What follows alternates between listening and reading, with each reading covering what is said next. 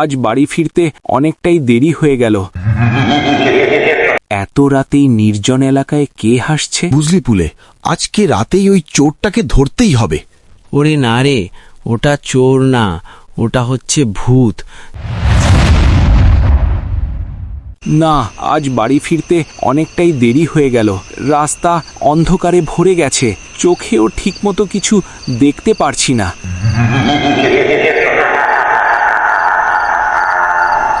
কি এত রাতেই নির্জন এলাকায় কে হাসছে? এত রাতে তো এখানে মানুষের থাকার কথা না।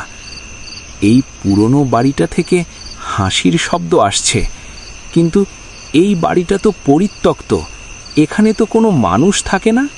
ওরে বাবারে, আমি আগে পালাই এখান থেকে।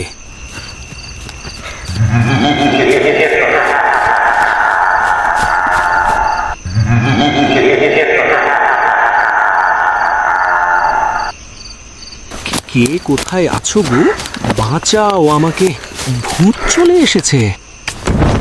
আরে ঝানু খুড়ো, কি হয়েছে? তুমি এভাবে পড়ে গেলে কোনো? আরে জঙ্গলের ভিতরে যে পরিত্যক্ত বাড়িটা আছে, ওখানে ভূত দেখেছি। কি বলছো, ভূত? ওরে বাবারে, চলো সব বাড়ি চলো, এত রাতে এখানে থাকা ঠিক হবে না। চলো চলো, তাড়াতাড়ি বাড়িতে চলো।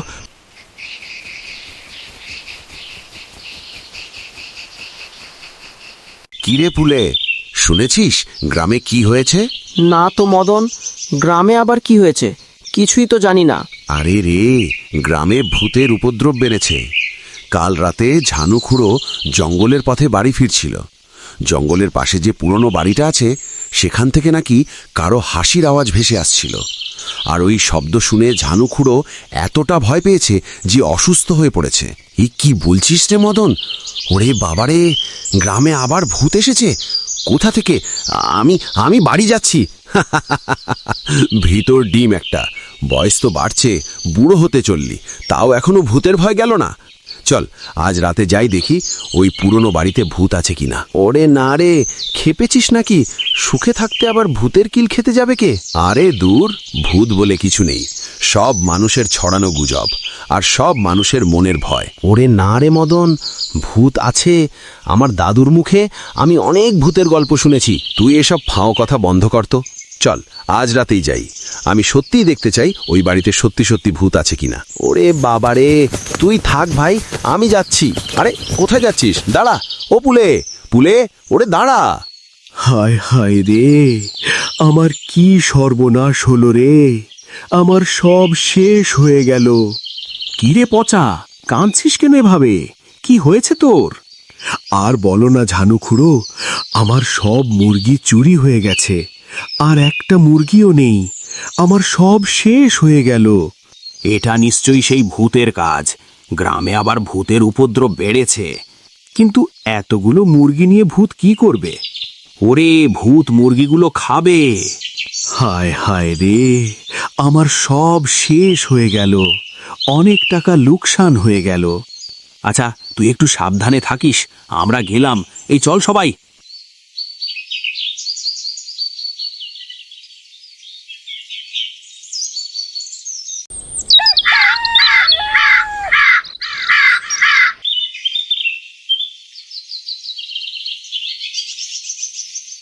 কিরে মদন, এভাবে মন খারাপ করে বসে আছিস কেন?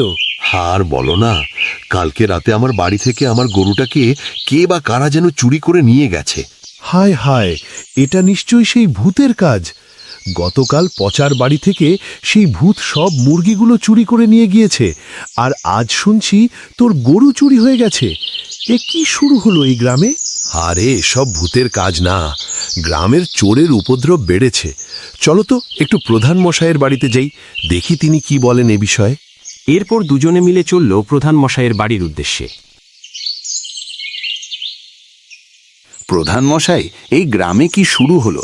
প্রায় প্রতিদিনই কারোর না কারোর বাড়িতে চুরি হচ্ছে, কিছু একটা করুন। আমি কি করতে পারি মদন? সবাই বলছে ভূতের উপদ্রব, কেউ তো পাহারা দিতেও রাজি হচ্ছে না, সবাই ভয় পাচ্ছে। ঠিক আছে, তাহলে আমি একাই পাহারা দেব আজ রাতে। তবে যাই করিস সাবধানে, কোনো বিপদে পড়িস না যেন।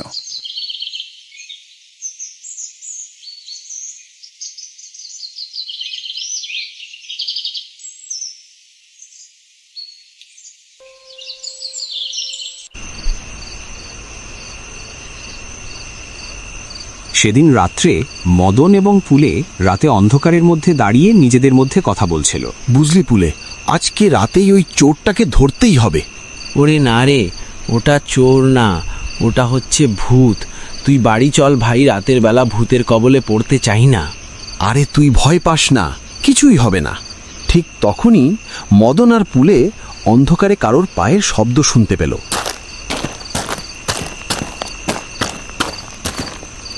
তারা দুজন ধীরে এগিয়ে গেল এবং দেখল গ্রামেরই একজন লোক একটা মুরগি হাতে করে কোথায় যেন যাচ্ছে। মদন ও পুলেকে দেখে সেই লোকটা হঠাৎ উল্টো দিকে দৌড়াতে শুরু করলো, আর তার পেছনে পেছনে দৌড়াতে শুরু করলো মদন ও পুলে। দৌড়াতে দৌড়াতে গ্রামের মধ্যে এসে সেই লোকটা হোঁচট খেয়ে পড়ে গেল। দেখলি তো, এই হলো তোদের ভূত। তোরা যাকে ভয় পাচ্ছিলি, এই ব্যাটাই গ্রামের চুরি করছিল, আর আমাদের গ্রামবাসীরা ভাবছিল ভূতের উপদ্রব। তাহলে এখন কি করবি? এর ব্যবস্থা হবে কালকে সকালে।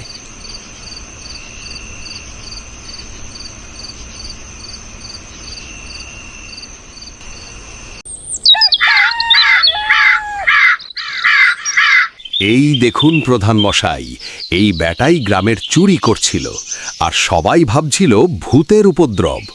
ঠিক আছে, এই ব্যাটাকে পুলিশে দেব, যেন আর কখনো গ্রামে এই ধরনের চুরি না হয়। এবার তুই বলতো, তুই কেন এভাবে গ্রামে ভূতের ভয় দেখাচ্ছিলি? আমি আসলে ভূতের ভয় দেখাতে চাইনি। সেদিন ঝানুখুড়ো জঙ্গলের পাশ দিয়ে আসছিল, আর আমি একটু মজা করার জন্য হেসেছিলাম। আর ঝানুখুড়ো গ্রামে এসে ছড়িয়ে দেয় যে ওখানে ভূত আছে। গ্রামের মানুষ সবাই বিশ্বাস করে নিয়েছিল যে গ্রামে ভূত এসেছে, তাই আমি সেই সুযোগটা কাজে লাগিয়ে চুরি করছিলাম। ওরে ব্যাটা চোর, তাহলে তুই আমাকে ভয় দেখাচ্ছিলি? তোকে তো পুলিশে দেব।